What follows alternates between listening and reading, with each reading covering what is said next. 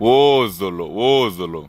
And then kuna Reakanao ya Europe. So hii ni train ya kawaida, ile inakuwaga na stops mingi humu na mle. Like hapa hivi inafaa ikuje stop.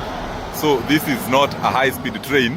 This is just a normal train alafu nikiangalia kwenye adventure hii wozolo.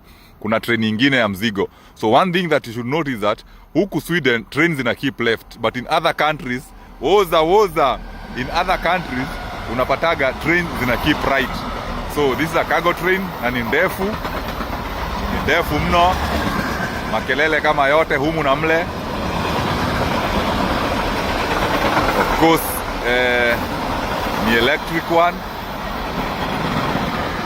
Kwa karibu kufika bogi la mwisho, lakini bado ndo hilo bogi la mwisho.